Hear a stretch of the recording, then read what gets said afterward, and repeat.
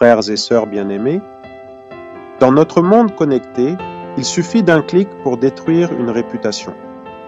Chaque jour, sur les réseaux sociaux ou dans les conversations de rue, des hommes et des femmes sont exposés, jugés, condamnés, sans appel. Une photo dérobée, une phrase mal interprétée, une erreur du passé, et le tribunal de l'opinion publique se met en marche. Mais posons-nous cette question essentielle, que ferait Jésus face à ces jugements? Que ferait-il aujourd'hui devant cette femme adultère, cette figure de l'Évangile que l'on traîne au centre pour la lapider? Et surtout, que ferions-nous? L'Évangile nous apporte une réponse déroutante. Le regard de Jésus, qui est celui des sauve-hommes qui écrasent, ce regard n'est pas naïf, il est miséricorde et vérité, il restaure. Pour commencer, contemplons cette société prompte à condamner à travers l'épisode bouleversant que nous rapporte Saint Jean. Imaginez la scène, une femme, peut-être encore à moitié vêtue, traînée par des hommes religieux, mise au milieu de la foule, pas dans un bureau, pas dans un tribunal discret, mais devant tout le monde. Ils veulent faire un exemple. Et l'homme avec qui elle a commis l'adultère, introuvable, comme souvent dans nos jugements, on choisit un coupable plus vulnérable. L'autre s'échappe, protégé par son pouvoir, son statut ou son genre. Aujourd'hui, c'est pareil. Une adolescente enceinte, jugée, un prêtre en difficulté, moqué, un jeune sorti de prison, rejeté, une femme seule avec ses enfants, pointée du doigt, une star ou un politique fautif, cloué au pilori médiatique. Ce ne sont plus des pierres, mais des clics, des hashtags, des vidéos partagées à la chaîne.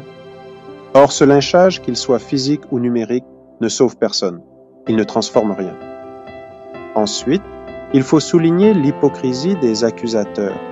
Ces hommes religieux ne veulent pas seulement accuser la femme, ils veulent piéger Jésus.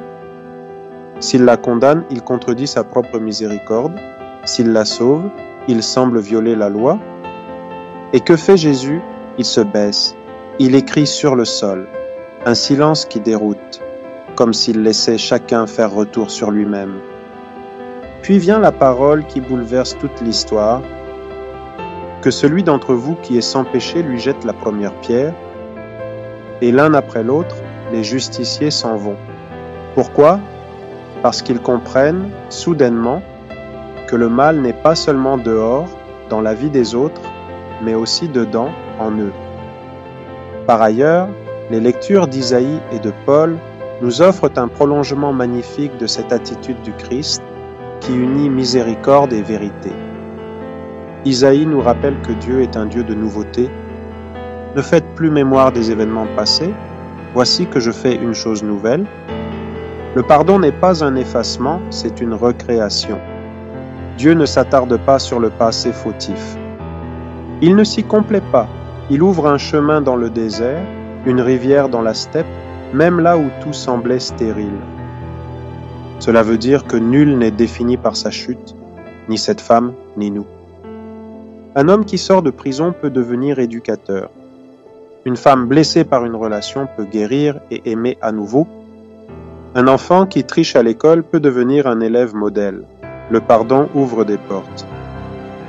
De même, saint Paul témoigne de cette miséricorde transformante dans sa propre vie. Il dit « Tout ce qui était pour moi un gain, je l'ai considéré comme une perte à cause du Christ. » Paul avait tout pour réussir, un pharisien zélé, irréprochable selon la loi, et pourtant, il choisit de tout perdre pour recevoir la miséricorde. Il accepte d'être sauvé non par ses mérites, mais par la grâce. Et cela fait de lui un homme libre. À ce stade, il nous faut poser la question, qui accusons-nous aujourd'hui? Soyons vrais, qui traînons-nous au centre de nos places publiques? Dans nos familles, quand un enfant échoue, quand un conjoint fait une faute, avons-nous des regards de condamnation ou de relèvement? Dans nos paroisses, comment accueillons-nous ceux qui vivent une séparation ou un passé douloureux? Sur nos réseaux, participons-nous aux calomnies, aux humiliations publiques, aux messages qui blessent? Jésus, lui, nous invite à un tout autre regard. Enfin, revenons à l'attitude de Jésus. Il ne dit pas que l'adultère est bon, il ne nie pas le péché, mais il ne réduit pas la femme à sa faute. Il voit plus loin. Il dit « Moi non plus, je ne te condamne pas, va, et désormais ne pêche plus ». Il sauve sans approuver. Il relève sans encourager le mal. Il guérit sans mentir. C'est cela la miséricorde, la vérité habitée par l'amour. En conclusion, à l'approche de la Semaine Sainte, Jésus nous dit clairement « Arrêtez de jeter des pierres ». Et si nous arrêtions de juger, de commenter, de pointer du doigt? Et si nous devenions chacun à notre place témoins de cette miséricorde qui sauve? L'Église n'est pas un tribunal. Elle est ce que le pape François appelle un hôpital de campagne, un lieu pour soigner les blessures, pour réconcilier, pour reconstruire. Et toi, aujourd'hui, veux-tu être une pierre qui blesse ou une main qui relève? Le regard de Jésus ne condamne pas, il relève, il sauve, il transforme. Amen.